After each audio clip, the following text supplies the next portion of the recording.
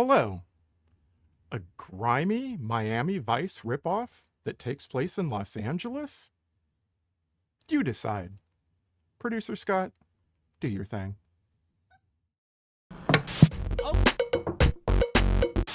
IBS got you down?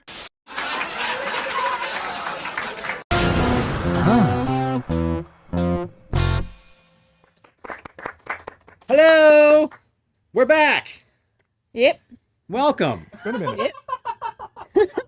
Yep. Do you want to try that again with more Nope. energy? Sure don't. I'm melting. Yep. I started out with this cup like up to here with ice, and it's gotten so hot. I showed Neil. I'm like, look what happened to it. It looked like, It was a snow cone. it was a snow cone. That's how Yeah. hot it is in this basement, and in Yeah, it's warm. the world right now in this place. Neil survived multiple alleys I did. his last couple of weeks and lived to tell the tale. I'm here because we haven't been here in 3 weeks. It's Yeah. been a little bit of a long He went time. from one swamp to another swamp, That's right. just like that. Just like that. You call him Swamp Thing. So yeah, how is everyone today? It's good to see y'all. Thanks for joining us on The Cold Show. Extreme Heat Edition. Who needs the Hot Ones program when Oh, it's hot man. in here?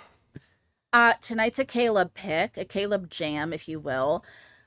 Gritty Miami Vice ripoff. People say that about this here film. No, I just made that up off the top of my head. Couldn't be. I don't know enough about Miami Vice Oh. to have a. Boy, are you in for a treat if you ever decide to watch this. I can't imagine myself going back and watching Miami Vice now, but I do watch The Golden Girls, which takes place in Miami. It's very similar. There is an episode of The Golden Girls where there's a guy that's obsessed with Miami Vice. It's very Yeah. Okay. it's very funny. Is- That's my is extent of there a knowledge. difference? I don't know. I mean, Probably not. I always thought that, I feel like I'm like if I reached out, it would choke yeah, you. it would get me. You I dumb have down all of our restarted the streams. stream. I've dumbed down the video quality. Cool, we like that. So far we're not dropping any frames due to data output. Can we get someone in the chat to let us know that you can hear this? Can you, Papa? Can you hear me? Say alligator in the chat if you can hear us. say alligator. Alligator. Nothing. Oh, we're good. I got a thumbs up We from got a Macy. thumbs up from our audience participator. RBB says crocodile. Thank you very much. Close enough. We'll take it. Gonna need alligator. We're gonna need alligator. It's not gonna work. Sorry, we're locking up. It's Are we still locking up, Skookum Mike? I think we should be good now. I restarted the stream, lower video quality. I'm not getting any dropped frames now, but just deal with our low video quality. Yeah, as long as you can hear us, that's what matters. Yeah. I think we're okay. I'm watching us Us. move on screen, so Let's go for it. I'm watching us move on the screen. let's Like, do it. Come on, We're so animated. quick, before Tonight we lose it is- all. Tonight is Caleb's pick. The pick is about the people and the things in the LA. So, before we go into the cheers, we are having, we like to try experimental sodas around here, especially like zero sugar ones. This is the A&W Ice Cream Sundae artificial flavors. So we're going to have a sip of this. We're going to cheers, and we'll be right back. Oh, Cheers. cheers.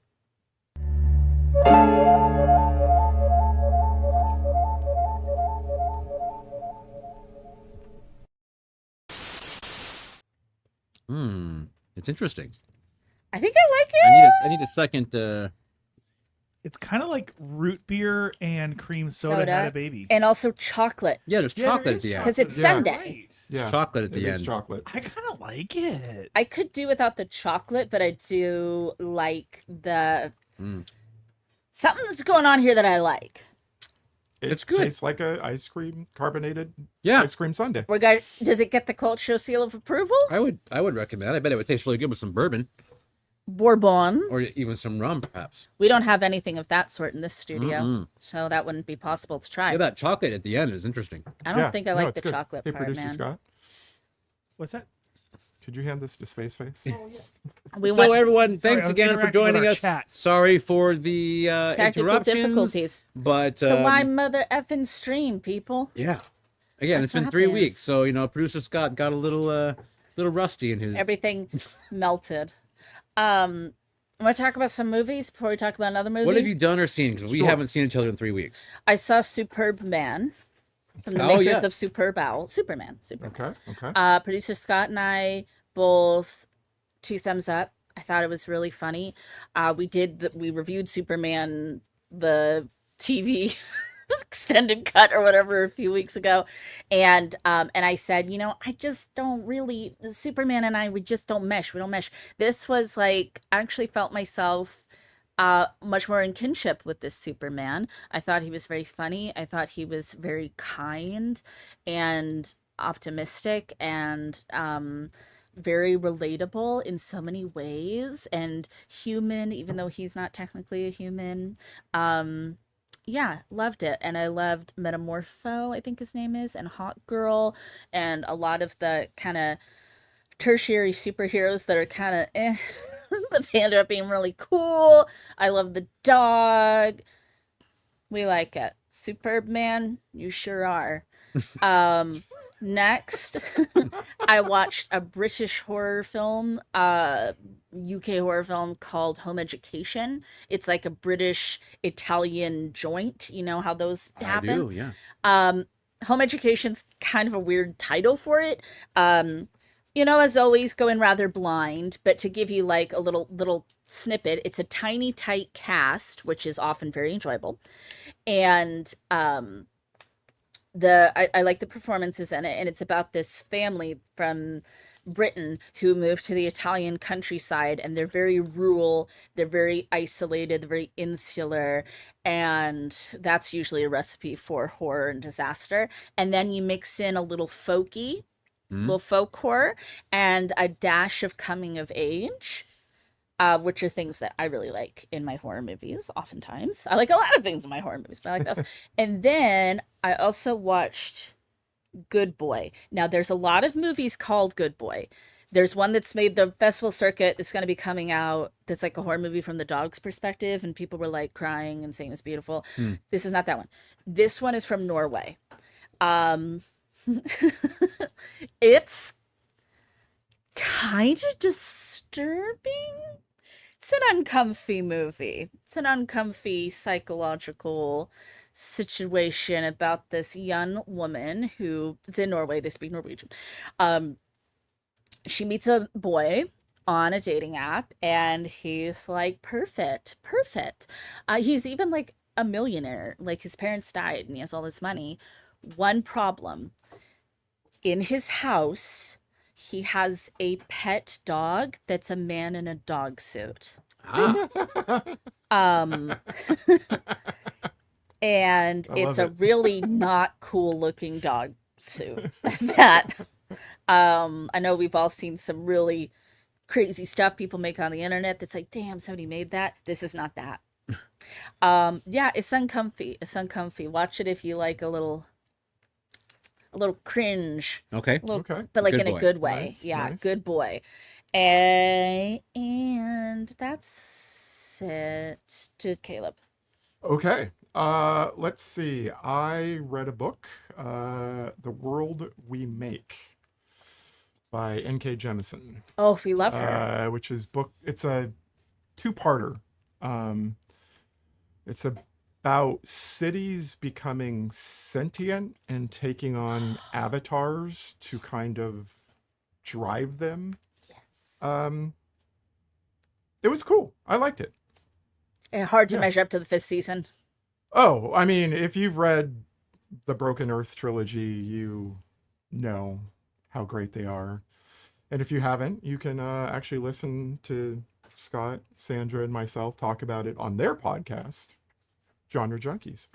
I watched In the Lost Lands. Did you watch this with Dave Bautista and Mila Jovovich? No, and I love that. About these two people in a kind of broken earth. No. Post-apocalyptic. Post-apocalyptic earth go werewolf hunting. Ooh, I think this sounds like fun. So it was interesting. Not great. Not wonderful. Lots of CGI. But overall, it was enjoyable. Okay. Finally, I watched a movie. Neil watched a movie. Eddington. Oh yeah. Haven't seen it yet. Eddington. Over to you, Neil. I can't wait to watch it because y'all didn't like Beau is Afraid. I liked Beau is Afraid quite a bit. Okay. But Yeah. we like every other one that. Yeah, we that love after. we love I Ari. liked Yeah. the first two. Right. Okay. Yeah, Eddington. I still can't. I still have to wrap my head around it. Quite honestly, I don't know that there's any wrapping around I don't know. it. It's It's- you know. What did you think? Did you see it? Are you still wrapping? Should it be unwrapped? What do you think? I don't think anyone saw it. It's anyway. I watched the Jaws at 50 documentary. You guys seen that yet? Or anyone seen? Not yet. That's No. on Yeah. Disney either Plus. Disney Plus or Hulu. Yeah. Yeah, Okay. yeah, Jaws at 50. It was cool. It was a lot of fun. It was kind of just fun. I mean, we know a lot of stuff that happened, but they kind of go deeper, and you get to see a lot more pictures and behind the scenes footage, Yeah. which is pretty cool. And So- also going to be in theaters August 29th, Jaws itself, yeah. 9th, I think. Something like that, yeah. Yeah. Skooka Mike, I love Yeah. Doctor Who. I'm a huge Doctor Who fan. Fun fact. Let's see. I also watched a film on Shudder. I'm sure Sandra has seen A Dark Song. Have you seen A Dark Song? Oh, I've been telling you for years to watch A Dark Song. Have you? Yes, Every girl. movie I watch, she tells me she's been telling me for years to watch it. Okay. I absolutely love A Dark Song. Okay. Well, I What'd have you think? finally seen it. What'd you think? Yes. I thought it was pretty darn good. It is I enjoyed it. based on a real occult ritual Okay. that some people have actually performed. Seems pretty intense to me. And then there's other people who say that occult ritual is child's play. So it's like, whew, I don't know how much I can handle. I mean, because that ritual took, Months. yeah, it was months, right? Or something. They were Yeah. locked in that house. Yeah. Yeah. So I couldn't imagine that being child's play. Yeah. Okay. But you enjoyed. Yeah, it was fun. It was, and it's people. Things I saw of it were like it's a slow burn, but I didn't find it to be that slow myself. But maybe I'm just Yeah. in tune to that, and I like it more now. I don't know. I've seen Not more now. slower I've seen much burns slower. Yeah, and enjoyed them. yeah. I mean, two people in a house is the whole movie basically, so it's not like you can have tons of action going on, but yet it's very entertaining and Good cast. good cast I like for sure. a small cast that can carry a horror movie. Yeah, definitely. Another film I watched on the airplane on the way over to Miami, and then I liked it so much I watched it again the weekend I got home to show my wife. Freaky Tales. Freaky Tales. It's not just a great name. That's right. Came out, what, 6 months ago or something? Not even that, No? probably. Okay. Probably 3 or 4 months ago. Why but- do I not? Why am I not aware of Freaky Tales? I don't know, but it's a kind of an anthology that all wrapped together. Takes Yeah. place in Oakland in the 80s. It's partially filmed at the Grand Lake Theater. Which Oh my is a God, we love theater- the Grand Lake. The Grand Lake that, and Caleb is intimately involved with because he helps book for it. The film, I've been there a few times, but So Scott and I, we love We know it. the Watched owner? a few movies there. yeah. Yeah. Had dinner with the owner a few times. So anyway, but it's basically these, I'm gonna say 3 or 4 stories that kind of tie together. But it is a really, really fun movie. Pedro Pascal Yeah. is one of the main dudes in it. And the other people I don't really recognize. A couple cameos I won't give away. But it's a lot of fun. I Because mean, you texted us about it, and I was like, Freaky Tales, I don't know this yeah, movie. I recommend you guys. I think everyone would really enjoy the film. It's got, I don't want to say anything 'cause I just want you guys to go in and be like, what? What? But if you haven't seen it, it's out there. You can get it now on the digital streaming platforms and everything, and check it out. It's good time, especially if you're a Bay Area person. Can I make a small plea? Sure. Caleb and I were talking about this before we were filming. I want everybody just to do me just a little, just please do me this little favor. Do us this favor, Caleb, producer Scott, and I. If you want, well, you'll understand in a moment. If you are excited about the movie Project Hail Mary, and you should be, please read the book first. I would even say watch the trailer. If you want to watch the trailer, watch the trailer like once, but read the book. Please read the book. That's our little PSA. Yes? Yes. Yeah. All right. Thank you. So good. Loved it. Yep.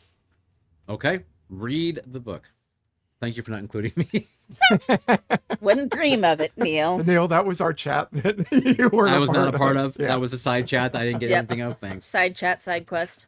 Gotcha. All right. That's about the extent of what I was watching. We must tell everyone, Mindy is Mindy in our chat tonight, Producer Scott? Mindy, are you out there? Anyway. Have not seen. No. Oh, too bad, because I'm going to say her birthday was like, what, 2 weeks ago or something? We missed it It's while like we a were week gone. ago, I think. Somewhere in there. So happy birthday, Mindy, but you're not here to We're not hear. here, so I'm here to enjoy that. Happy so, birthday. you know, whatevs. Forget you, Mindy. Forget you.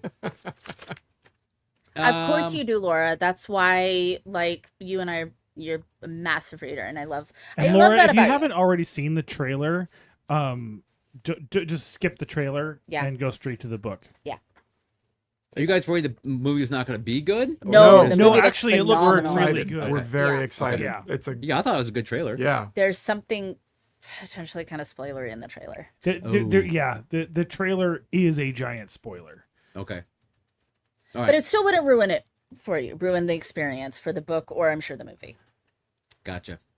I'd like to just remind everyone, if I could, about the cult film series that is coming up in August. We have one on the 7th, which is a William Friedkin film called Sorcerer. Not one of his more popular films, but apparently people seem to love this movie.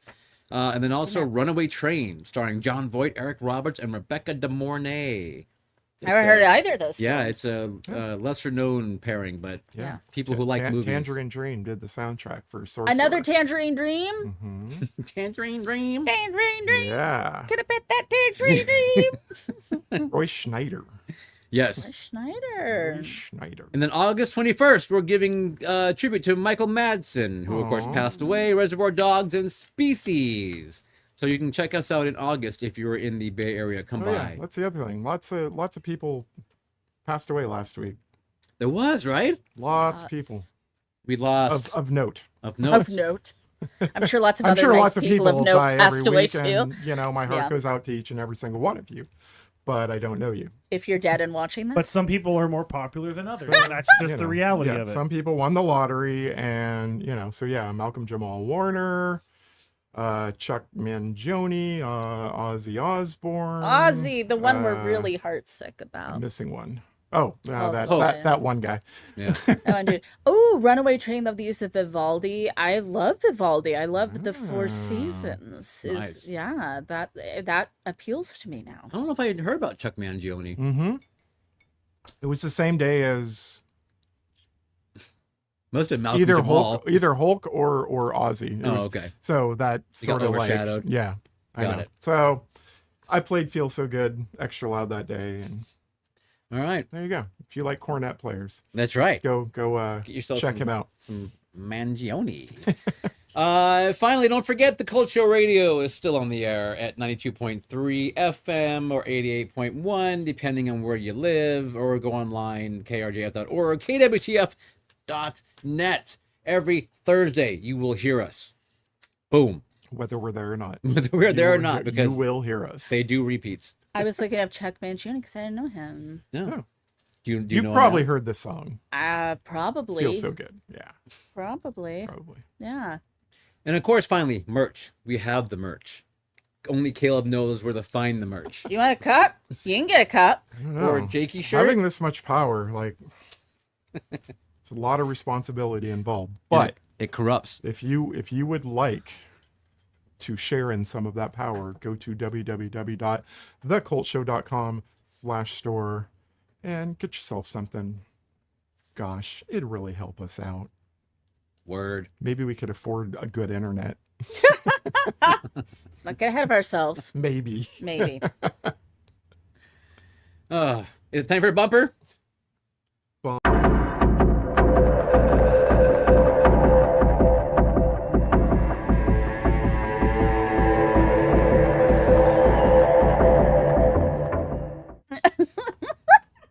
Um, 1985, celebrating 40 years young. We bring you To Live and Die in LA. Another William Friedkin jam. He also had a hand in the screenplay. And Gerald Petovich, also a screenplay and novel that he wrote. If you want to see William Peterson, Willem Dafoe, and John Turturro so young. Willem Dafoe was 30. He was 30 years old in this movie. So adorable. They're all baby children. So this is the story of some Secret Service agents in LA, one particular played by Monsieur Castle, Richard Chance. He is an adrenaline junkie, and he will stop at nothing to bring down the counterfeiter who killed his partner. Yeah. That's it. That's it. That's what you need to know going in. True. All right, Caleb. All right. Should we let him Moment of truth. regale us and why? Yeah, and then we'll go around the room. We'll share how we Okay. feel. All right. So this is one of those weird movies that I saw as a kid on like HBO maybe one time. And I just remembered bits and pieces. And it just went away after a while. And then suddenly it just kind of had this resurgence. I mean, it's on Tubi all the time now, you know, and anytime it's on, I'll just stop and watch it. It's a remote dropper, you know. Huh. I don't know why I like this movie. It's gritty. It's gross. William Peterson's character is sleazy as fuck. Just nasty. There's actually nobody good in the movie at all. And that's probably what I like about it. It's a no holds barred fucking bad fest. Yeah. And it's probably caught one of the best car chases in cinematic history ever. The partner that died, Chance, he seemed okay. He didn't seem too... Chance? Wasn't that his name? No, it's the other guy. That's William Peterson. Yeah, the partner that died, though, he didn't seem that bad. Oh, well, but he died in the very beginning, so... Yeah. You mean the poor man's Yeah, Sam Elliott? I forget his name, Jimmy or something Yeah. like that, you know. Yeah. Yeah, anyway. Jimmy Yeah, Joe. I've loved this movie. I actually got Neil to play it at the Cult Film Series once. paid me Laura money. was there, Yeah, and I lots. saw earlier in chat, she said she was super happy that she saw it there because Yeah. she ended up kind of liking it. There's some friends of ours, Eric and Charlie, of the It's Come to This podcast, local show here in Santa Rosa, talk about it quite a bit on their show. Oh. Comes up quite often, you know. Oh. So anyway, take that for what it is. Maybe I'm just back on my bullshit, but Caleb, you sound so apologetic about this film. you know, obviously I don't pick these movies so that you guys will hate them. Noted. Who's next? You go ahead. I want to hear what you got to say. Should I do it or should Scott do it? Should I go first or you want to go first? I can go first. Yeah. What do you think?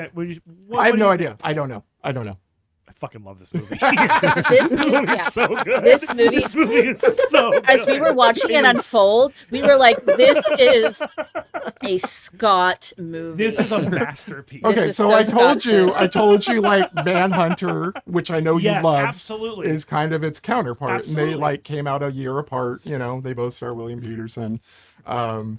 But I mean, but it's just so sleazy where, I mean, it is so bad. You don't like anyone. You're not really rooting for anyone except maybe like the girlfriend. I was rooting weird for lady. someone. Oh, okay. But like it's Of course. really fun. The character work is really interesting. There's a lot of really actually kind of deep thematic elements and really smart direction and framing. It's a great story.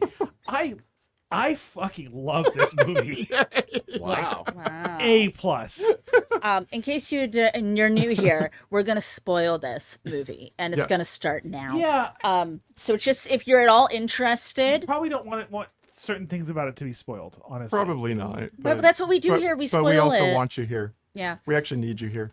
We co- want you well, on that wall. We need you on that wall. So stay. You could watch it and come back. I mean, that wouldn't kill you. Like you could do that.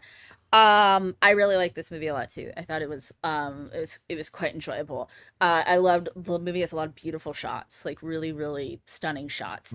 One of like the most fucking intense car chases where we were seriously like like literally like you're gripping the edge of your seat, like motherfucker, like you like so anxiety inducing. And there's the character who's the passenger in the car, Johnny. We were all Johnny in that car.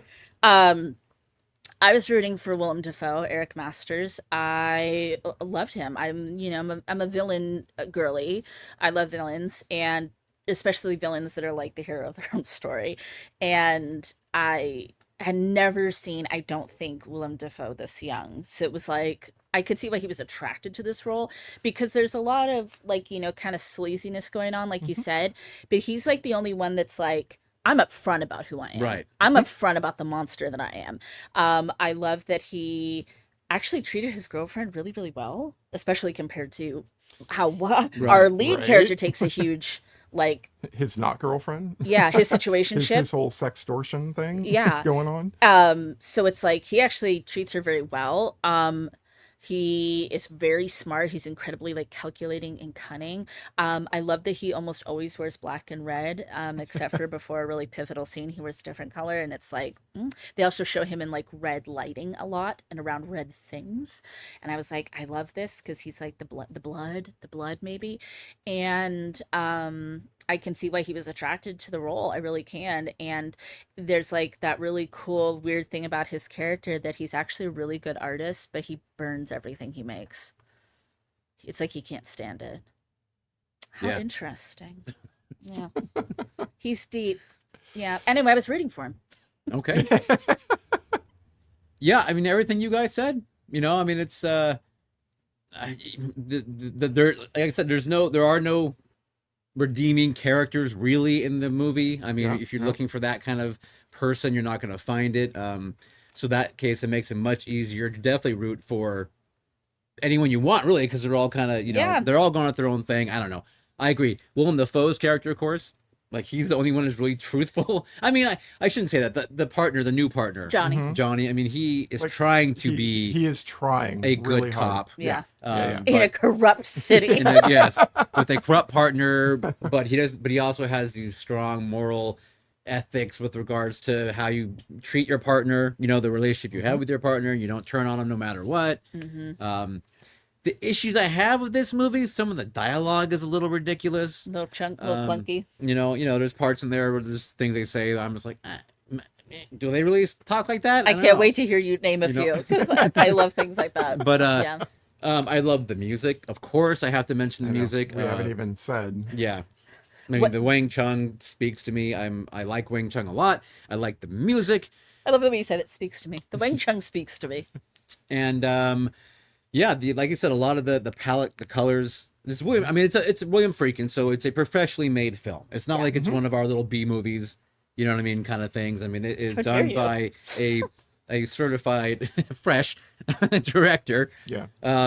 So yeah, it's got all things going for it. It does, but it was also a very low budget movie. Right. This is like a $6 million movie, which for him, and $5.5 million of it went into the car chase. Yeah, went into the car chase alone. Only $1 million. Damn. And that put it over budget. I read that like there was, I don't know if this is true, you read things on the internet, that there was like cinematographers that didn't want to do that chasing because they're like, I can't pull it off. Like it took them like 6 weeks to film it or something. Yeah. Yeah. Yeah. Yeah. It was a very long time. They did it. It was the very last thing they filmed just in case something happened to one of their lead actors. Well, nobody's wearing a damn seatbelt. No, I know, and I'm assuming they were wearing lap It's brilliant, belts. but I mean, if you've seen, the French Connection, which also has a really great famous chase, very famous scene, and even Jade, which isn't a good movie, but it's directed by the same David Caruso. Has a kind of a long drawn out car chase scene in it. Nice. And the Fiorentino, was she in that too? I believe so. Yeah. So I'm saying, so again, William Friedkin did French Connection, right? So he obviously had car chases, you know what I mean? Yeah. Like he knew it by that point. Hopefully, I'm assuming. Okay, here's all the problems I ran into doing that in Chicago. So in LA, we can just film under this bridge or whatever, or overpass, whatever. Yeah. But for me, part of the fun of this movie, and I thought this several times, is how it is such a snapshot of just like 80s excess, but also the intricacies of Greed. just like weirdness, Greed. you know. Yeah. Greed, No, but the, like no, the weirdness. but the weird like the random like you remember that play that what's his face's girlfriend is in? Yeah, her interpretive And how dance. they're all painted and everything. Like just how Yeah. it would like suddenly just flash a couple frames of that painted face Yeah. for no real reason. No real reason. You know, Yeah. but it's like it's to me it's just a But the fact that that's fun taking little- place in a bar too, like people Right. would just go to a bar and think like, oh, Yeah. we're gonna watch some high art today. Wow, that's like my favorite part of the movie. I was like, well, we'll get to it. But I'm not sure how well this movie holds up these days. It's first time for Scott You and I know? seeing it. You guys obviously didn't have an issue. we with had it. no background knowledge of this film, anything, Okay. and we really liked it. So Okay, I think good. it could So it actually. holds I'm up saying well. it's like really weird that I feel like it disappeared, Yeah, you know, and I not a feel- lot of people were talking about it, and then suddenly it was just back. To use the phrase too, a little ahead of its time in a lot of ways too. Like I think a lot of movies in the 80s, like, you know, when you have your action movies, it's like these heroic, larger than life good guys, and this is not the good guys being the good guys movie No. too. And also like a lot of the, like you said, kind of art house vibes to a lot of it too, you know. And even the items that didn't necessarily quote unquote age well, because the characters are not presented to be heroes, you know, they're all Yeah. kind of anti-heroes. Like those things are like they work. They still kind of work. No, Like, it justifies everything that happens to every single character. right. Yeah. My knowledge of Wang Chung was everybody have fun tonight, everybody Wang Chung tonight. And then there's that song that plays in the strip club. What I forgot his name. Dance all Dance all days. days. When that part came on, Scott and I were like, "Oh, we know this song. Is this Wang Chung?" Like we had no idea. So the way- learned a lot about Wang Chung $1.50 to get into the strip club. Back and then. your ID. And your ID. And of course the opening theme song is Wang Chung. It's all Wang Chung. Yeah, there's at the Oh. end it's all Wang Chung. As You're far right. as the eye can see. So again, we're talking about the Secret Service. They're in LA.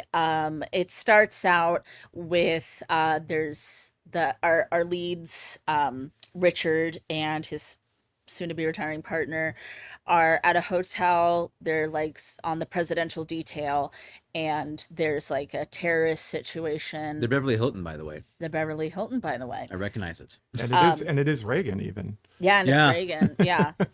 I like when action movies start like kind of right away like this. You know, I think it's like a really good way to begin.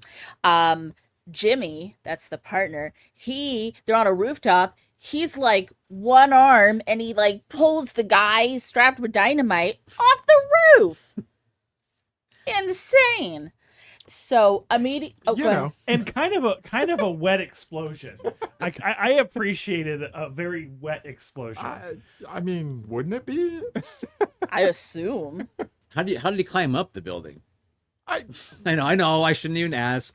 you know, how did the semi pop a willy? Yeah. And Exactly. It didn't. He's been doing It's this- impossible. He's been on this beat for 25 years. You I know? think he knows how to. I do like that he drops the line, "I'm getting too old for this," way before Danny Glover does. And- No, that Danny Glover's 84. Wasn't Lethal Weapon 84? that. Oh, maybe you're right. Oh, maybe it was. I think he stole it. I think Oh, it's the thief. Is that Lethal Weapon 1 or Lethal Weapon 2, though? One. Part 1. It was part 1? Yeah. All right. All right. I'll let you have it. Immediately Scott and I knew that Jimmy was going to die because he's 3 days from retirement. Yeah, exactly. Oh, yeah. Yeah. I mean, all they yeah. had to do is like have him say, "I'm 3 days from retirement," and have the saxophone go. Right. Yeah. So we knew that was going to happen. And then when he says, "I want to go on my own and check this out," I'm like, okay. And this I know. Come on, man. Are you a rookie or something? And this was all pre-credits too. I also feel like only in recent years have movies really embraced the pre-credit action. So again, I feel like, am I crazy? Like for the 80s to do such a long, involved, action-filled pre-credit scene? Like it's different. It's kind of progressive. And then we have the really cool title cards that are in neons, which I love. And then we meet Eric Masters, our brilliant counterfeiter extraordinaire, does one of his paintings, sets it on fire in a fit of anguish. Yeah, and just stares at it. Yeah. Brooding the whole time. Then we get Richard. We think he's jumping off a bridge without a plan, but he does have a plan. Turns out him and the lads like to go base jumping. It's absolutely horrifying. It's interesting. It's kind of weird. Yeah. You know what's also weird is like that's the same bridge that Tony Scott Oh, really? completed suicide off of. That is kind of Yeah. interesting. Yeah. Army Beef corrected me. It is 87 for Lethal Oh, Weapon. so this was first. So, therefore, yeah, this was Yes! first. Okay. My apologies. I feel justified. You are fully. vindicated. I am selfish. You are chicken vindaloo. He wants to win. Let someone have a win. Thank you, Army.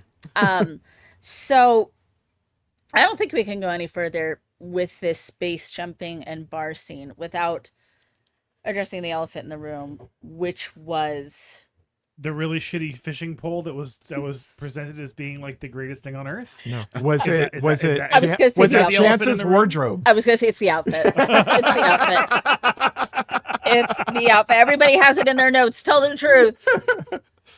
I'd rock that. Football jersey, Quarter sleeve, quarter sleeve, tucked in, tucked into a stonewashed jean, scarf, scarf, tight And- tight stonewashed jeans. and the same white And- Reeboks that I wear because I love those throwback retro white Reeboks. And he drives that huge fucking blue Bronco. See, this is when, again, this is all of this is playing out and we're like, this is so Scott coded. This is not even funny.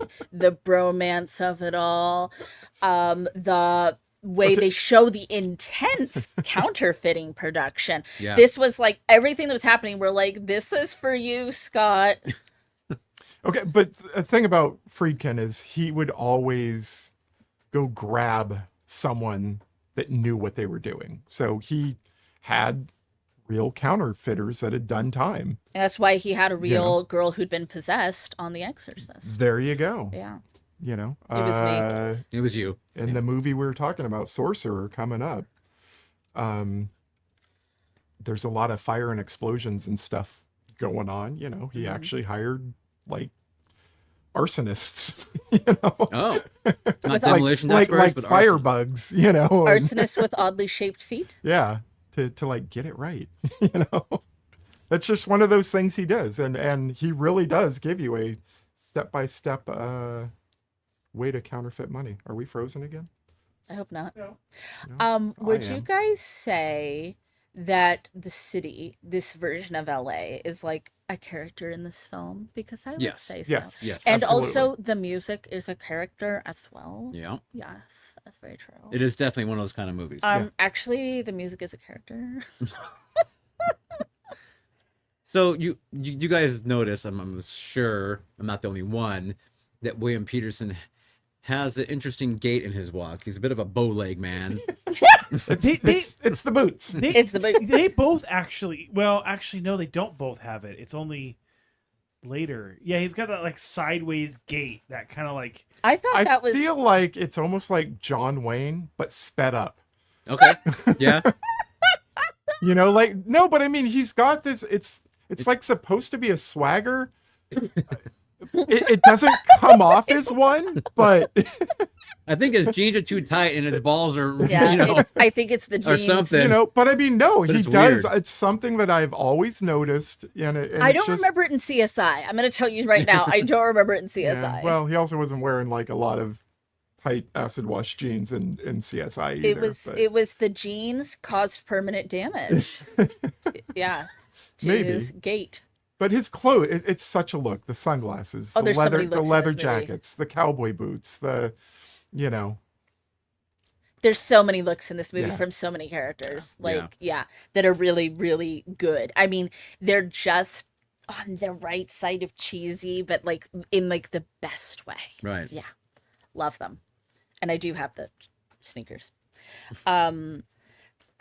Why? Okay, so when Jimmy does the raid by himself, can somebody explain the poker chips to me? Why are the poker chips in the wash? He's wearing down the bills, make them look used. Oh, okay. You know, because if they're too new, Crispy, yeah. you know. So he threw Stuff in there. I feel like some clothing, but also Yeah. some poker chips. Yeah. So that is like one of the weird things that I remember from watching this as a kid is like the poker chips. Yeah. Don't know why.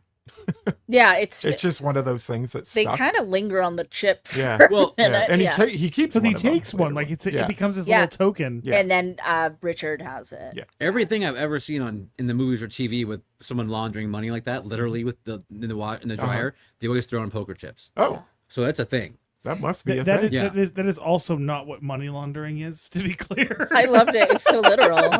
But he's laundering the money. Anyway, when he's washing the cash to break it down, Yeah. I don't know why. I don't know why poker chips. Isn't it just a hair on the nose that this risk taker adrenaline junkie's last name is Chance? It's just a little on the nose. I'm just saying. I'm just saying. Just throwing it out there. Dick Chance. Dick Chance. Yeah. Oh my god, could you imagine if they called him Dick Chance in this movie? We meet the super young John Turturro. Again, I'm not sure I've seen him this young either. Yeah. And he bought a plane ticket from LA to San Francisco for $45. $45. I have that same fucking And they're note. all So do just I. they're all just like willy-nilly in the airport. There's no Homeland Security stuff. It was a different time, wasn't it? Yeah. You used to be able to go to the gate Wild. with your person leaving and just watch him say goodbye and Yeah. watch him leave. Yeah. Yeah. They're Yeah. smoking. Give him a hug goodbye. Yeah. Everyone's Yeah. smoking. Yeah. Yep.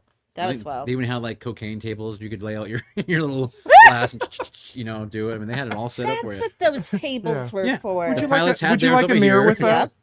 Yeah, and did you bring your own razor blade? Would you like a razor blade on Would you your like a face? straw? It's like Paper or glass? $100 bills for the in the lounge.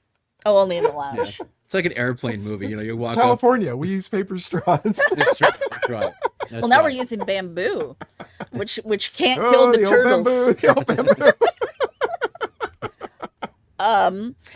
Oh, and so then they're pursuing him through the airport because they're trying to get to Masters, right? Because now, once his partner dies, he is on a mission. He is a man possessed by revenge, and it will be his downfall.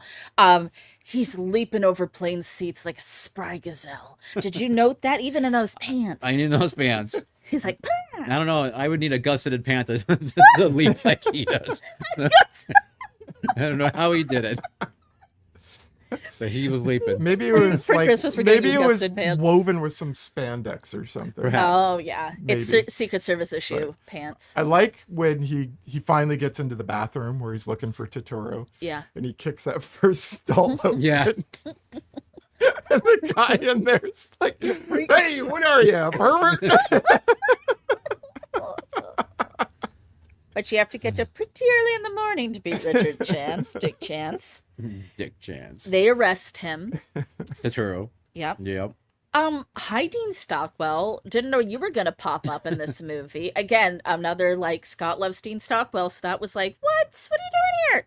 And he plays kind of a corrupt lawyer. Not a nice guy. Yeah. Man, if Well, Angela Lansbury was in this. he's Rick McMaster's lawyer, Right. right? Yeah.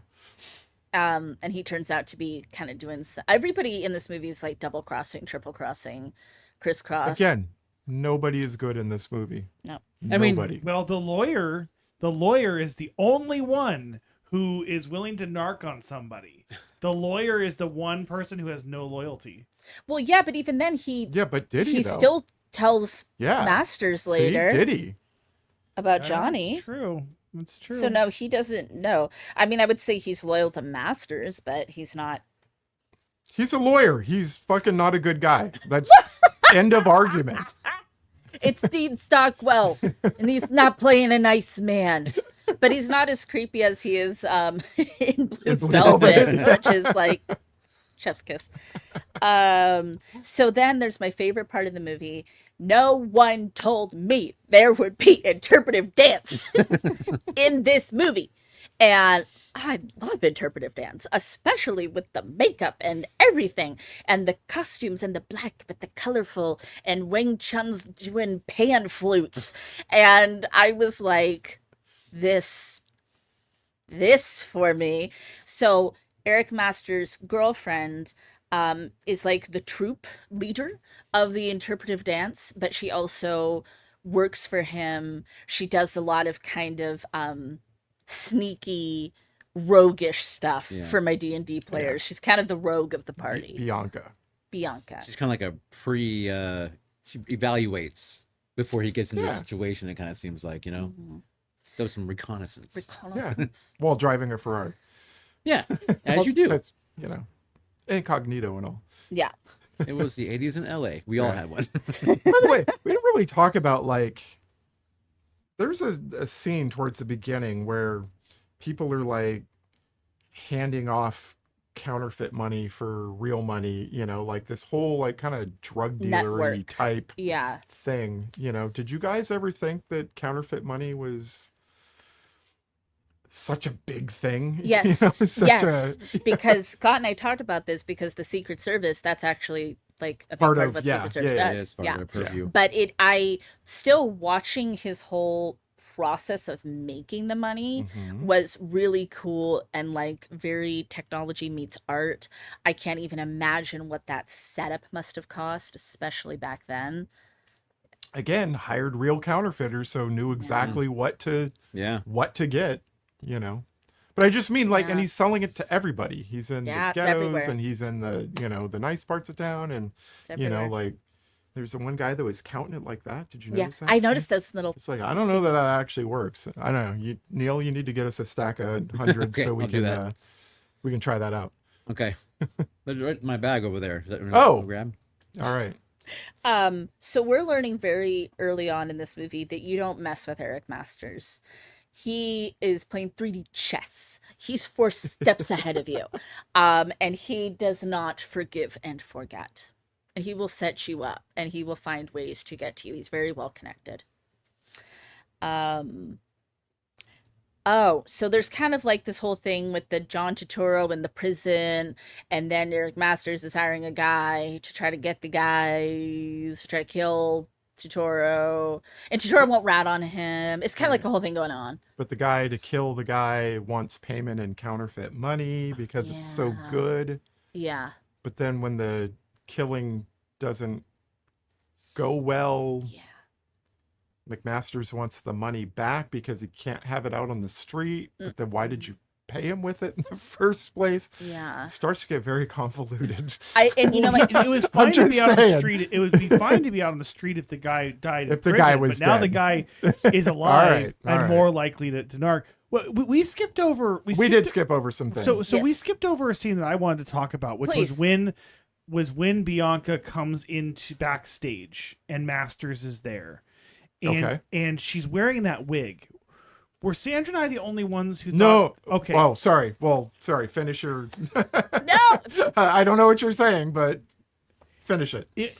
Were we the only ones who thought, like, at first that was a man? No, you were not. Yeah. Okay. Every time I watch that movie, I, like, look really close, and I mean that as a compliment. No. And I think totally that's cool with deliberate. it. Yeah. I feel like that's a very deliberate, like, they couldn't actually... In 1985, whatever this was, they couldn't actually make Masters like gay on screen, but I think they wanted to, and because in that same scene, there's also that side eye look between Bianca and the other dancer. Yeah, that was like, I said right away that it's 100% queer coded, and it wasn't even just coded; it was explicit. Yeah, which I thought was really cool. Yeah. So I felt like that was deliberate coding there. Yeah, it was it's it's pushing the envelope for 85 because it's LA. And that scene and it kind of always catches me off guard at first. I was like, and then I feel I'm like, yeah, I'm right. That is a guy. Yeah. It really is. So, anyway, I think it's cool. So cool. We also skipped over another Chance's boss. Yeah, that's Robert Downey's dad. Yeah. Robert Downey Sr. I said Robert Downey original flavor. My note says Iron Man's dad, so there you go. It's all the same. Appropriate. You know, I think by this point we've also have met Ruth? Chance's situation, gal, informant slash Ruth. yeah. Poor Ruth. Poor thing. Ruth. She's just trying to make it in this city. She's got a son that she doesn't have full custody of. Well, the introduction is he pulls that Bronco up to a residence, Yeah. gets out, unlocks the door. He has a key. He's got a key, comes in, opens, goes inside, opens the refrigerator, gets a beer, I think. Or something. Yeah. And then there's a voice off screen that says, "Who's that?" Yeah. Right. It's like, How many people got your key? well, that's Yeah. a good question, isn't it? But then he goes into the bedroom, takes his shirt off, throws it at her. Yeah. She puts it on. To take it off. They bang. Yeah. Yeah. I don't know. It's I think they have a thing, you know. Is that the code? Like, I throw my shirt at you, we're doing it? I don't know. But he doesn't treat her particularly No. very No. nicely. And He's not very nice, and it gets Yeah. worse, but he's not Yeah. like super nice to her. Because she's even says, "What if I want to not do this anymore?" right. You know, and he says, "I'll revoke your parole and send you Yeah. back to jail." I tell you, Like- this is a man possessed. Yeah. He is like, Yeah, I he's will not stop a at good guy. nothing to get what I want. But she's also like saying, "Hey," because then she's feeding him information. Because she's an informant. Right, and then she's like, "But I need money if I'm going to keep doing this." And he's like, you know, risky. and he has that line, "If you want bread, fuck a baker." You know, and you're just like, "Dang, dude, I know. And it's like, well, you know, not very nice." it's like he's kind of forgetting you need her. Yeah. Right. Yeah. And Also, I she's think if she fucked a baker, he'd be upset. pretty mad about it. I think he would be. I think he seems like the type where he's like, we have this thing going on, but don't cheat on me. You know. Mhm. So yeah, she's clearly a very good informant as well. Yeah. So But back to Totoro in prison. yes, There's a hit that happens. that what's his face? Defoe goes to the one guy with Masters, who then orders it. It's a very sloppy hit. Very. Like, Oh, Undo those guys Khan, were not pros. Yeah. not good. I mean, They everyone's telegraphed walking it away. from like, I know. a Come mile on. away. Yeah. Come on. Yeah, and then they still couldn't even do it. I mean, so not good. But the funny thing is, it sort of ends up in like a dog pile. yeah. Yeah. Did you guys hear the squeals under? There's like these like little like. Totoro squeals. He's got a high voice when he gets When he up wants there. to, yeah. He does. One of the things I thought was interesting that I actually really liked was when Masters and the guy that he was hiring Yeah. to do the hit, they're Yeah. walking down the street talking about the payment. Yeah. It's a great, And- great scene. And the guy is talking about, you know, how he'll give him this much real money for this much fake money. And then this tells Defoe, he's like, "What do you care how much you give me? It's not even real money." Yeah. It's like, what does it matter to you? And I'm This- like, that's a yeah. really good point because, Yeah. you know, Defoe's not giving him real money. It's the But pride. it does matter to him Yeah. because he's an artist. Yeah. Yeah. It's You the know? pride, it's the Yeah. power, it's his art. The only art And I he hasn't feel like failed that's at. the whole thing. Yeah. Like, yeah. He's like, yeah, that's the whole that's Right. the whole point. I mean, the less of man. it that's circulating, the more valuable it is. Also, I yeah, assume. but I mean it's he wants to protect his product. Right. The paper. Richard, okay. He's like he gets the tip off from Ruth about a man coming into town. I don't love this word they call this man. This is why It's I not thought a nice this is why I thought you would word. hate this movie. Well, I'm not going to hate it over just Oh, one okay. word, but it's like, and it's always Ruth that says it too. And it's a yucky, I don't know, it's yucky. The man is Asian American, let's just put it that way. But they say something else. And he's coming from San Francisco to LA and he's moving diamonds. And he's like, I don't give a fuck about diamonds. But then he decides like, but wait a minute, he's gonna have like all this money and they need money to get to, he and Johnny, his partner, need money to get fake money from Masters because they're trying to set up a con A buy. Yeah, to be these a sting to be these guys from Palm Springs, which Masters isn't buying it at all. But he's like, well, I need like 30,000 up front, if we're even gonna like get into this. Right. So they're like, okay, where are we gonna get that kind of money? And Robert Downey, original flavor Iron Man's dad, tells them, there's a cap. Of 10,000. 10,000. That's it. So Richard's like, let's just rob the bad guy. And it's like in our heads, everyone's like, no, no. Well, I mean, his partner at one point even says, like, why don't you just go shoot McMasters? It's what you Because want that's to what do. you want. Yeah. That's the You want end your result. revenge. Like, you're going through these motions that are highly illegal. Right. And have the outcome is you know, you don't really know what it is going to be. Why not very just risky. go show up at his house and shoot him in the head? Yeah. Yeah. And he's not infallible because he gets beat a couple times. Yeah. Yeah. They all Yeah. do, but Yeah. I mean, Well, yeah. But including him. So of course Johnny's like, this is a terrible idea and we shouldn't do it. But it kind of becomes a thing of like, well, are you my partner? Like, do you have my back? Because like, if you don't help me with this, you're dead on the street. I'm not going to help you with anything. And then Johnny's like a third generation law enforcement guy. And he's like, I'm not going to snitch on my partner, but he clearly is not okay with this. no, he's definitely having like an existential crisis. Yeah. Yes. So I mean, he even goes to McMaster's lawyer and is like, what happens if this goes sideways? yeah. But he's still not willing to turn on his partner Mm-mm. if that's what he has to do. No. His exact line is, I can't hand over my partner, even if I have to go to the joint. Yes, that's one of your favorites. That's when I'm like, Yeah. I have don't know to if you would go to the say joint. that. I gotta go. And to the funny joint. thing is the Carl, John Turturro, like he's looking at 3 years. Yeah. When John goes to the lawyer and says what's going to happen, Yeah. he's like, probably a few years, but you probably wouldn't even serve time.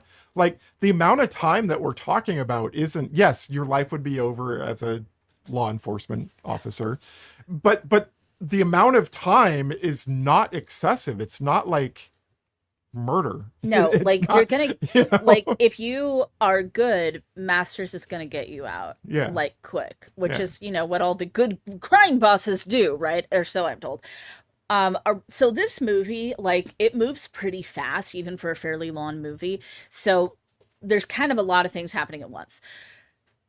Right before this, is he gets John Turturro out of prison. Oh, that's when he goes to the judge. Yeah, and Has that great line. If I was one of your cronies, you'd be spread eagle on your desk. He does say that. Another great. That one was fine, but because it's William Peterson's character. But And of course, Carl says this thing about he's got a kid and she's in the hospital. Again, Scott and I were like, it's a setup. It's a setup, Chance. He's so blinded by his ego and his revenge and thinking he's got everything so figured out that he's not thinking clearly that like this is a setup. right. And it was. Or he, like you said, his ego, he just thinks he'd handle whatever it was. But Doesn't And let's matter, be yeah. honest, Turturro doesn't really look like he hurts him that badly. I mean, it's He like boxes his he ear. does. That's his biggest move was wow, and he's just like, It's like it's his finisher. Yeah. Whenever people fight in movies, because Chance kind of fights the same way with a lot of chops and a lot of I always say Krav Maga. yeah, I know. But when he boxed his ears, I was laughing so. It was a choreographed fight scene, I'm sure, but it wasn't the greatest. Yeah. It was a hit to the stomach, a box to the ears, Yeah. and he kicked him in the balls. Yeah, Yeah. and then he runs away. Yeah. Yeah. Really fast. Yeah. I think the ear thing would really hurt. So I'm that not saying definitely it would can feel great, but disorient you and hurt you, right? Yeah. But Yeah. it was more like the Turturro was like more like a bah. A two, You know what I mean? a one and a two and a wasn't three, like, 4, 5. Yeah, yeah. I don't know. The right guy doing that, I think. But who knows? Maybe he. I don't know. Yeah. Funny. Yeah. It's just one of those old timey, you know.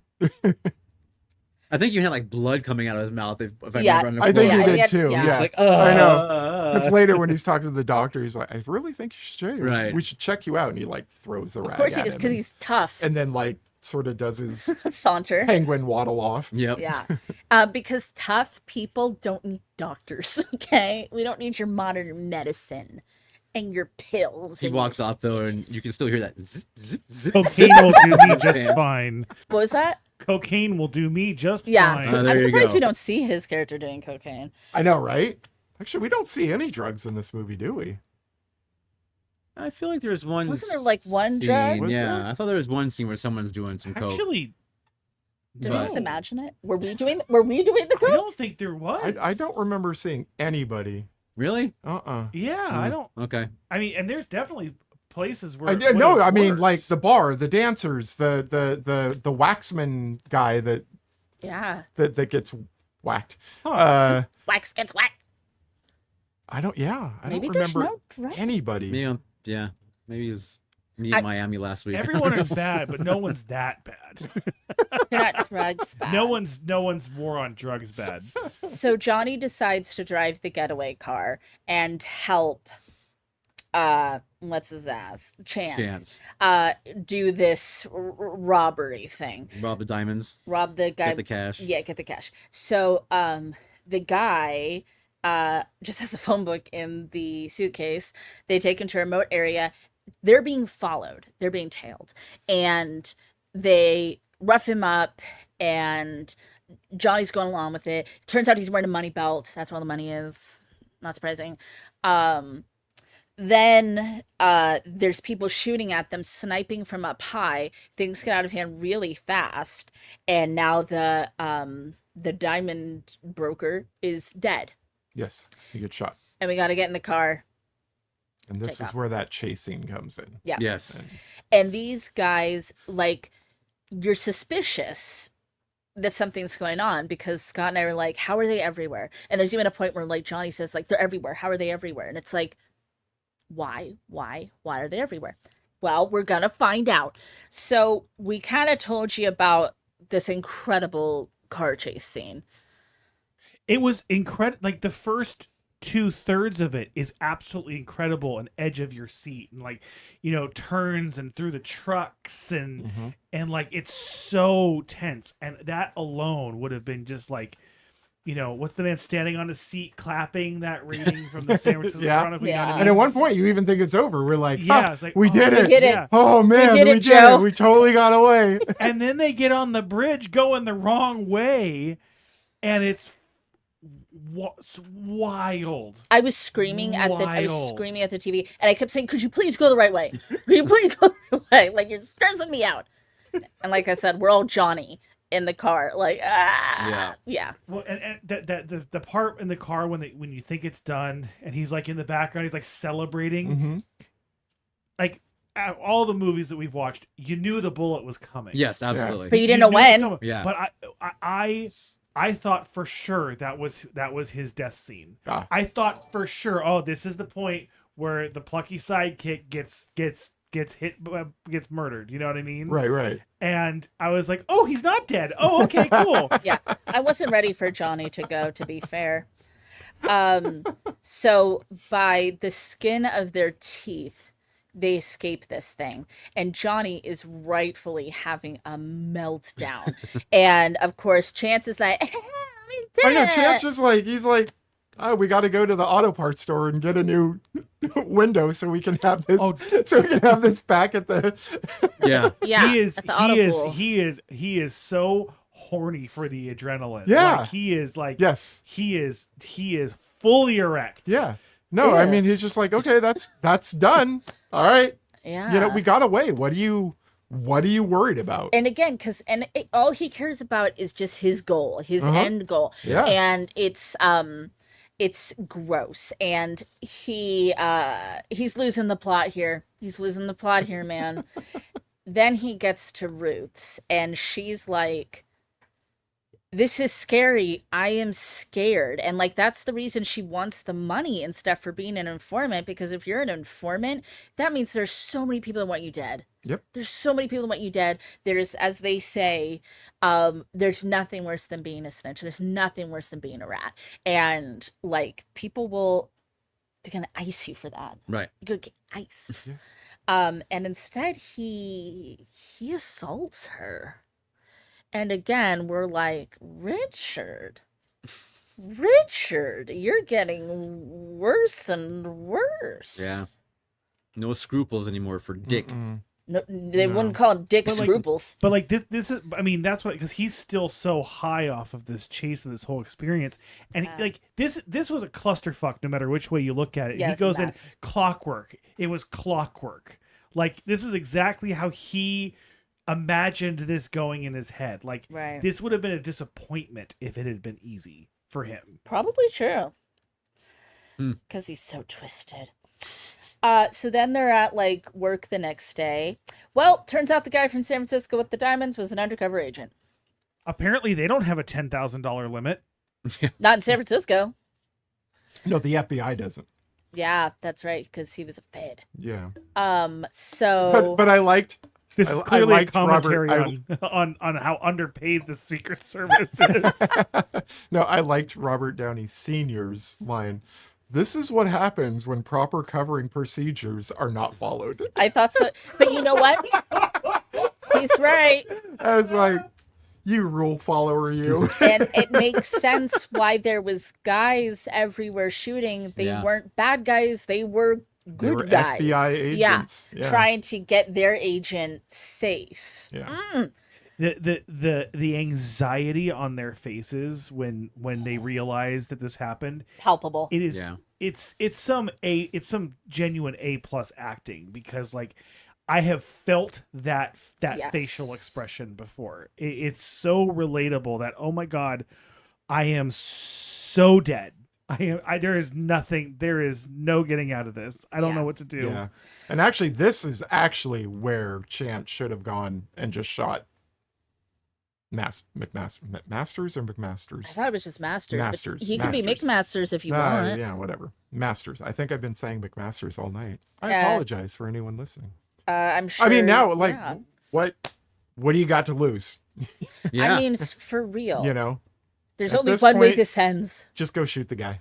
But now it's the principal and it's the rush. Yeah. But I also don't think that he thinks, he knows he's done wrong, Yeah. but he's not going to get caught. He's infallible. He thinks he's infallible. I 100% agree. But it's like, we in the audience know there's only one way this ends, and it's not good for all y'all. And of course, Johnny is freaking the F out, as any normal person should be. So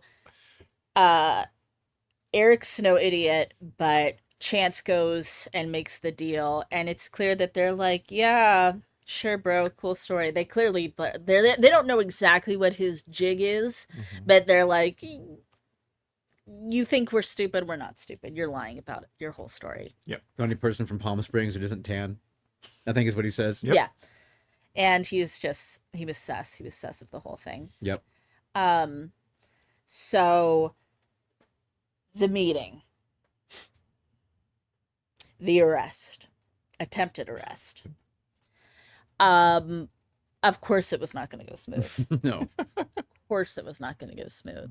But unexpected results. I was not expecting Richard to get shot in the head. In the face. Yep. Same place where his partner got shot. They do good headshots in this Yeah, movie. they do. They do. I mean, to take the main protagonist anti-hero Before the end. and well before the end, there is more movie after this. Yeah. It was Bold. just very, very shocking. Yeah. Shocking, and also at the same time Not shocking. justified. Absolutely. I mean, Yeah. originally Vukovich, John, was Yeah. supposed to be the one killed, Yeah. but I like it this way. I like it this way a lot more too. Yeah. And that corruption, it as they say, that it corrupts absolutely. That power and corruption, like, you can't get out of your own way, and you lose any semblance of like any moral compass you had to be like this upstanding Secret Service agent. Right. And it's like, no, you've turned into a Yeah. monster. And then the next thing you know, you're jumping off of bridges just to Feel feel alive. something. Yeah. We get a little wrap up though. Bianca moves on with her With coworker. her girlfriend, yeah. Do you recognize her, the coworker? Yes, though? yeah. Oh, I from didn't. From Frasier. Yeah. And also my God, Ira really? is in Mad About You. Johnny is Ira in Mad Yes, About You. yes, yeah. yes. I couldn't place him, and so I had to look it up on IMDb. I recognized it immediately. Yeah, Scott was like, Immediately. it's Ira. And I was like, I didn't watch it as closely as you did, I guess. So she moves on. The lawyer is... Yeah, but he's all like, it's just business. And then she's like, same. Yeah. Then, essentially, Johnny becomes the new Richard. Yeah. He shows up to Ruth's house. He has the walk. He has the walk. He has the leather jacket. He has the sunglasses. He's driving his car. Yep. Yeah. Driving his, yeah. There's kind of almost like a Fallen vibe to that. You know what I mean? Like it's almost like truly he's been The same. Yeah. Yeah. He's been possessed. But don't forget, before he goes to the house, he has to go find, Eric. Masters and Talk about Firebug. do that. So he basically, lights him on fire and shoots him several times. Yeah. Empties the chamber. Yeah. Uh, And Eric says Yeah. like that he knows about the conversation with the lawyer. the lawyer. You know, so the lawyer was never He was loyal to he him. wasn't trying to get away from Rick like he said he was trying to do. Yeah. And like I like, you know, he was there watching everything burn because it was his art. And Right. just like all of his other art, he He wanted to go down with the ship, basically. he had to walk. I don't think he would have burned with it. But he's in that anguished position Yeah. now. So I don't think Because he was... this is art that he really cared about. Yeah, I guess when I say go down with the ship, it's like he wanted to stay there to the last possible second, but I don't think he was intending to die there. But he did. Yeah. True. What does that say? Willem to toast? I don't know. I thought it was funny. That's very cute. No, it's just that was my reminder. So then the other thing is Vukovich tells Ruth, says something about you knew he was an FBI agent. That's why you brought that up. You were trying to set Chance up. Yeah. She's Now, got... whether that was true or not, you know, I think that's it's up to interpretation. I think she was but kind of like, because she also, it's insinuated that she is an informant for other people. which is why she's like, "Who's that?" when Yeah. someone just comes into the house. Or she just really wants to get away and move to Las Vegas so she can be with her kid. I mean, I think it's kind of like the way that it ends, because she almost has like this slight like ghost of a smile on her face. Is I think she just she's a paper chaser like everybody else. She's not so. Totally. What are you guys doing? What are you guys talking about? Scott was commenting about me taking a leisurely, Leisurely. but I'm stretching my back, actually, what I'm doing. Yeah, we My have lower to, back. We have to do that. We're in pain on Yeah. this couch. Do you guys want to move over to the table for a second? Yeah. Well, why don't we move over to the table and play a game? We're moving. If we're moving and grooving, let's move. Give us a You minute. got to give me like a little warning to go. Start- Come on, to Scott. hold. Let's go. Get on it. Where's my whole music? There it is. Okay.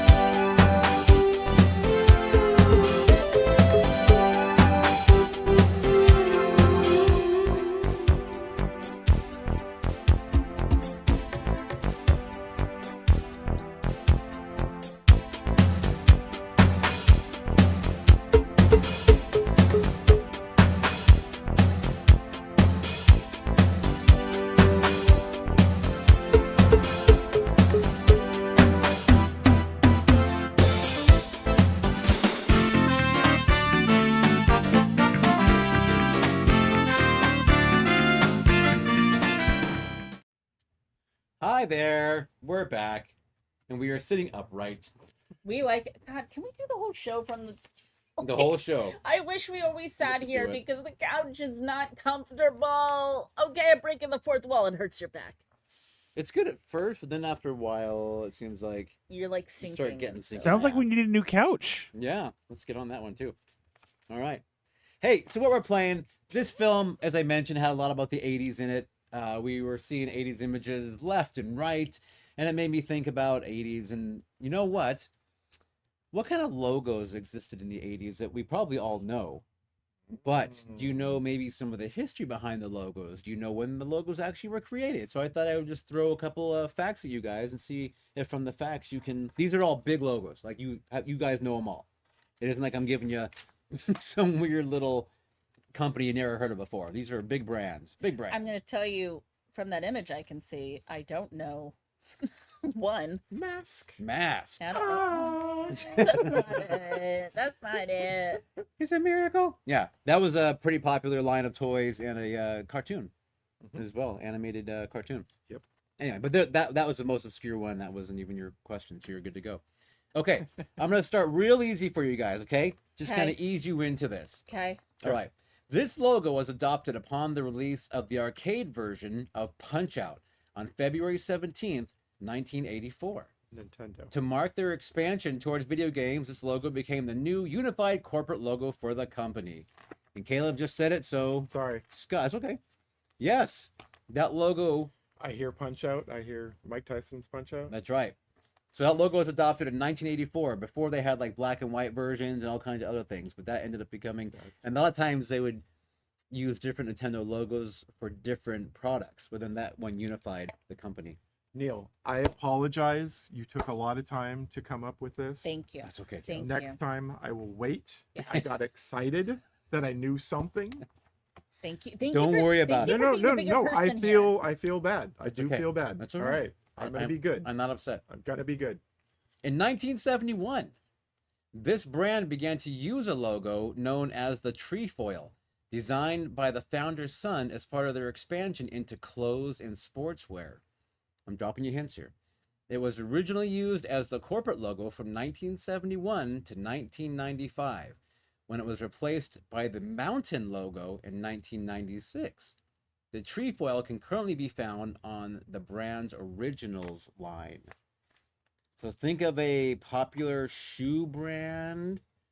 Trefoil, think maybe of leaves. I am so lost in this whole game. What is it? What's a trefoil? That's what they call it. But think of a brand that has three leaves. Three maybe. leaves. And their shoes might have three stripes on them. Poison Oh, oak. Adidas. Adidas. Ah. Adidas. Not poison oak. Army Beef gets credit. He got it first in chat. Good job, Army. Apparently, that's a trefoil. All right. Appearing in 1984. It was actually a redesign based on a similar design created in 1977.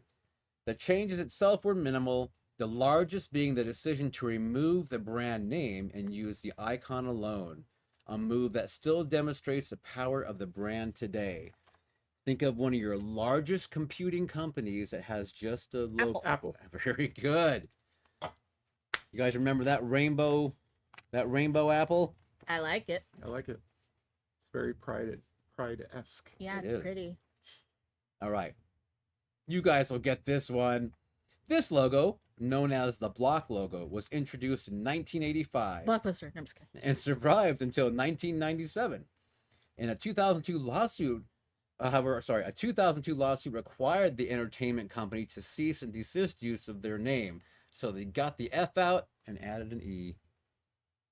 Oh, WW. WWF, yeah, WWE. Yes, Yeah. WWF is the case. You remember that logo? Yes. Got the People F still out. call it WWF to They this do. day. They do. Right? Yeah, the World Yeah. Wildlife Foundation had some problems with it. Yeah.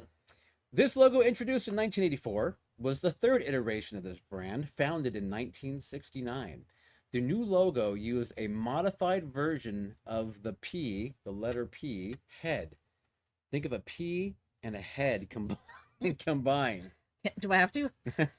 So yeah, version of the P head from the previous logo and placed it in a forward-facing position.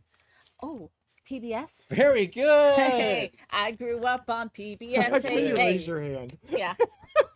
Well, because it wasn't quite finished. Pick me. Very I good. didn't want him to like do a little clue. Good job, though. That was Thank you. that was Good job, excellent. good job. I had no idea.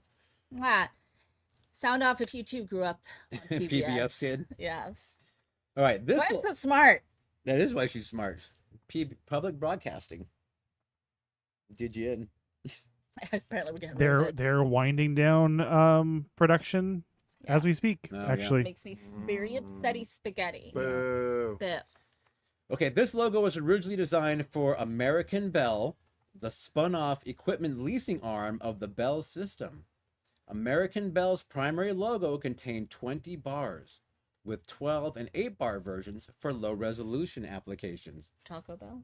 The 12-bar version would become the brand's official logo in 1984. I only AT&T. spent eight Yes, very Yeah. good, Sandra. Yeah. AT&T. That became standard in 1984. I didn't know it was 84. Okay.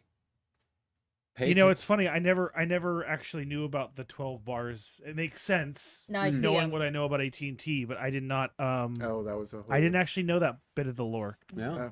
That's cool. My dad worked for them, and I had no Aw. idea. Yeah. Okay. The Bun Halves logo was introduced in 1969 and fully rolled out by mid of 1970 until undergoing a change in 1994. So this logo was introduced in 1969 and ran all the way through until 1994. That'd be like fast food. In May of 2019, Wow. a recreation was used on drink cups to promote the third season of Stranger Things, which was set in 1985, which featured one of these okay. restaurants from that era in the food court of the Starcourt Mall. It's Burger King. Burger King! Yay! Thank you for the Stranger Things clue. You're welcome. It's Burger King or McDonald's, but Very good. I'm sure there's other ones that have a similar. It's a really good logo. I don't know why they would move away from it. Because in the 90s, things had to look cool. I don't know. Who Yeah. knows? you know, They've moved Stranger back to a Things. similar logo now. I like So, the yeah, buns. we all do. We grew up on that. I'm a buns person. All right. This logo. Actually, I'm a meat person. This logo saw selective on-screen use beginning in the fall of 1985 and was officially unveiled on May 12th, 1986 during the finale of the company's 60th anniversary celebration. Celebration special. The finale of the company's 60th anniversary celebration special, when past and present stars stood on stage to introduce the simplified peacock icon. Oh, I mean, I saw it, but Peacock, so NBC. NBC. Yes. Yes, unveiled in 1986. Got clicked too soon. How do you make a peacock sound? Did they do a shrill cry? They actually sound like they're saying my name with my voice. Yeah.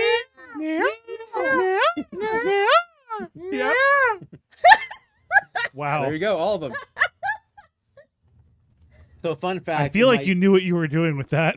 I like to hear it like as a chorus. I always felt it was help. No, it's Neil. Well, the my truth, the father true led Lord. me to believe That that the they're- peacocks that were outside of in the neighbor's yard, whenever they would do that, they were calling my name because they were coming to get me. Oh, Donnie. Carry you away. Donnie was. Oh man. You were the true leader of the peacocks. We knew this. Okay. This film company, best known for B action movies, saw financial trouble in the mid 80s by releasing expensive films that did not live up to expectations. Caleb, I know you know this already, such as Life Force from 1985, which was meant to be the cinematic sci-fi event of the 80s, Never heard of it. and Masters of the Universe, 1987, which was dubbed as the Star Wars of the 80s. Canon. Canon. You've heard of Life Force? That's the Toby Hooper. Life Toby Force, Hooper the one. Toby Hooper. I'm with you. Have you not seen the Master of the Universe with Dolph Lundgren Yes, I have. I have. and Courtney Cox? I have seen that.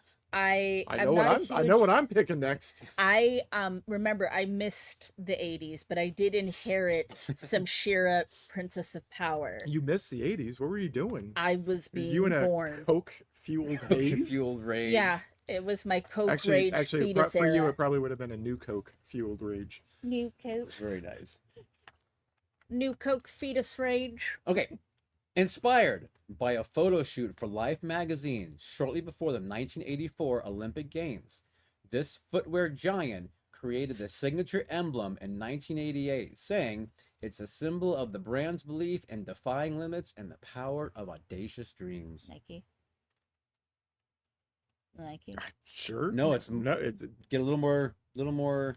okay. So it's not Adidas. It's not Deep. Nike. So it's Nike, but it's not just. It's a brand of Nike. It's a line of Nike. Oh. A really They're- famous brand of Nike. Oh, Jordan. Yes, Air Jordan. Aren't you like a big Air Jordan fan? Yeah. You dabble.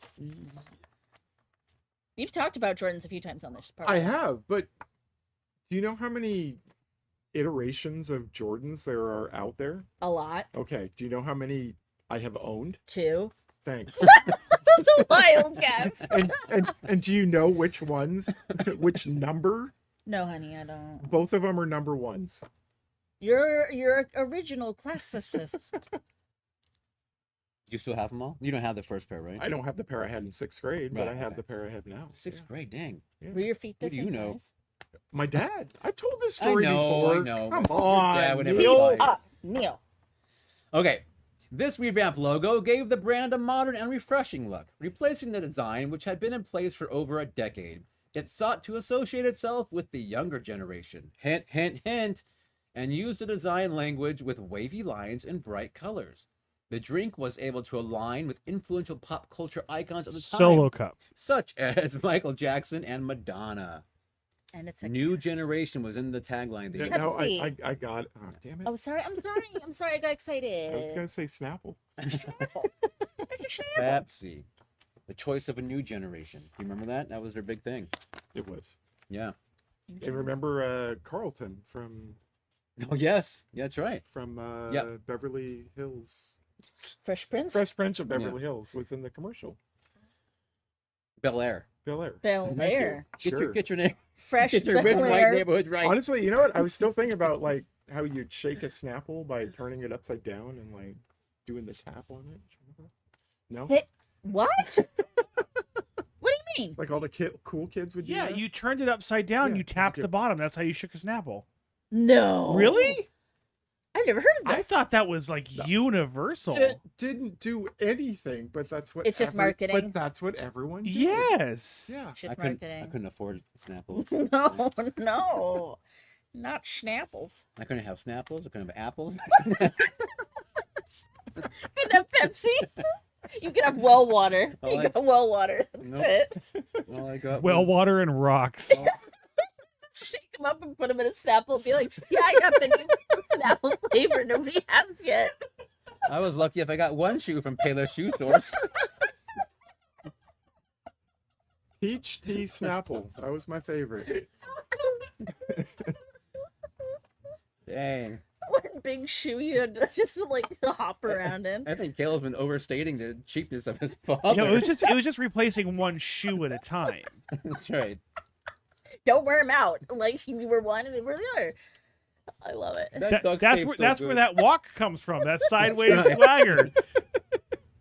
That crab walk. Oh. Oh, okay. All This movie came out the same year as The Goonies, Rocky IV, Police Academy 2, Rambo, First Blood Part 2, and Cocoon. So branding was everything, and thankfully, the logo got everything right. The lettering was suitably sci-fi, the colors were fiery and exciting, and the linear gradient evoked a sense of forward motion that was crucial to a fast-moving action comedy. It's Hot Wheels. Think of a 1985 movie. No, an 85 movie. The 85 movie.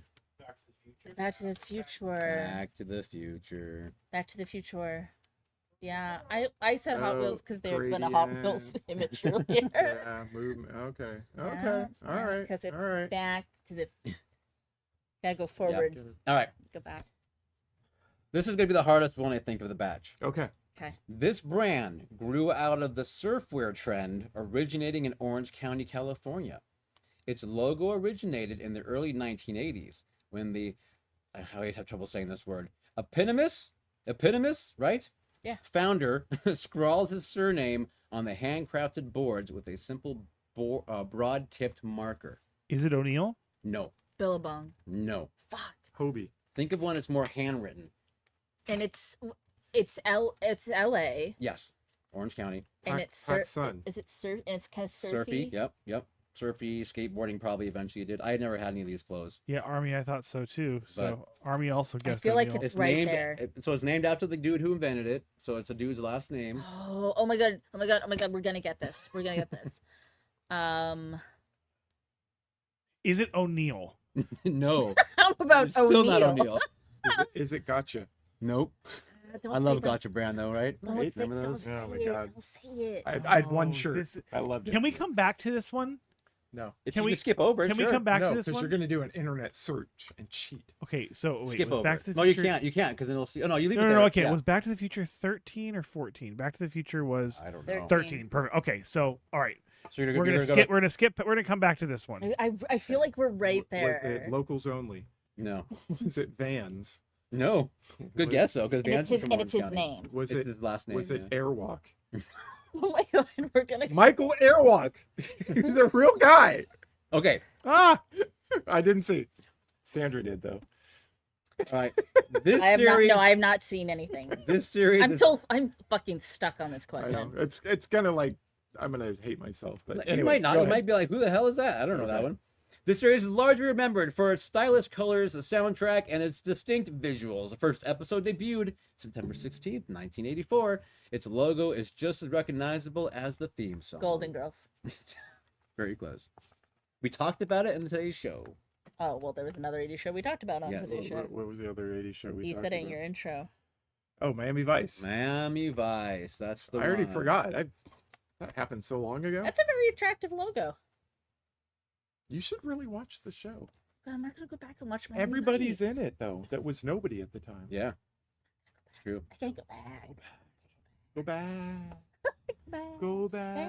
All right, you guys. All right. We're having too This much is a skate, fun. a skate brand founded in 1973. It also has a Screaming Hand logo, which appeared in 1985. Oh, Its name for the beach town where it began, though. Santa Cruz. Yes, very good. Santa Cruz. Nice. Or as we know it, what was it in Lost Boys? Santa Carla. Santa Carla. All the damn vampires. Okay. Designed by Michael Gross, this logo took the world by storm in 1984, working twice as hard as the movie's logo and also appearing within the film itself as the team's corporate mascot. Ghostbusters. Very good. The team's corporate mascot. That's cute. R.I.P. Michael Gross. Friend of the cult film series, by the way. Yeah. Nice guy. Yeah. Really nice guy. You know, it's been 10 years. He passed away 10 years ago. Oh man. Aw. Yeah, God, sad. Time flies. Sad. Okay. This 1983 logo was the first which incorporated what is now the unmistakable red square element. The company abandoned the browns and blacks of previous designs to bring together the standout colors we all know, red, yellow, and white, which have remained consistent to this day. Think about fast food with bright red colors. Oh, McDonald's. Very good, Oh, yes. Caleb. Mick E.D. Duh. Very nice. Okay, we're almost done. Sorry that took me that long. Have you been thinking about Here's one that? for Scott. Yeah, and I Here's one for lost producer it. Scott. Yeah.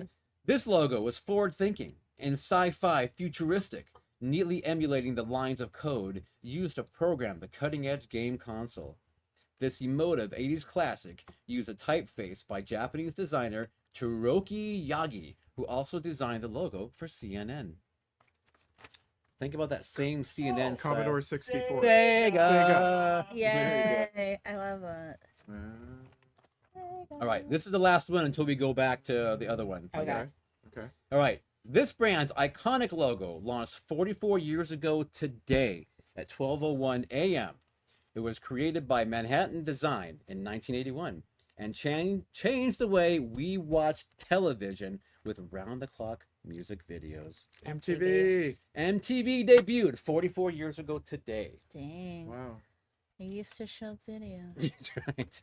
It used to be a watchable channel. Darn thing. To think that I was 7 years old when that happened. Crazy, right? All right, we're back to the All right. clothes brand. Surf brand.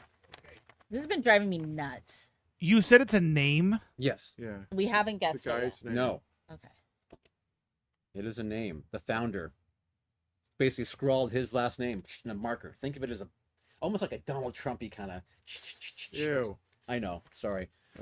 Triggered. Jump scare. I'm not even gonna say it. I think when you guys give up, I'll just put it on the screen, and then you'll go. Oh my god, I feel least I like hope we're you will. so close, but I can't get it. Should I just show it? Yeah. Tommy Bahama or Tommy Bahama. Stussy. Oh! Oh my god. Ron. Ron, yeah. We had a friend. That This wore a is going to Stussy hat. stay on the screen Wow. through the closing credits in shame. Honestly, I did not know that Stussy was from the 80s. Oh yeah. I mean, I didn't know until researching. Yeah. But I mean, the Stussy S is from the 90s, which is No, not I'm in just this. saying, like, We love that you know, ass. like I said, we had a friend who Ron. used to wear a hat, but that was in the 90s. Ron, That was- shout out to that was- Ron. That was high school. but according to this said that guy did that in the 80s. That was Yeah. his thing. If you're here, Ron, sound off in the comments. Anyway, Yeah, Ronnie Wilson. that is the end of our show tonight. Sandra, you have the ball. of I light. actually get to pick a movie. I never get to pick a movie. And it's never my turn. And it takes forever. And it's so hard because I want to pick so many movies. But this one has been percolating for a while, and I think I need to just do it and get it off the list. Our next film will be Hellraiser 2. Oh, cool. Hellbound. Uh, All right. I haven't watched that movie in a long time. Nice. Yeah. I like that movie. I think Neil showed this Sorry, I movie shouldn't. once. I shouldn't spoil it. Once. Yeah, what the fuck, Neil? No one's gonna watch next time. Once. Okay, Once. can we go home now? Let's get. Thank you, producer Scott, Reverend Michael B, the spaciest, the faciest, the maciest, Space Ace, Pod People in the Future, Keep Pod, this movie before Scoop and Mike, underneath, Christy Stanhope, Lurky Lurkies, keep on lurking, and maybe one day start typing and say hi. Appreciate it. Have a good night.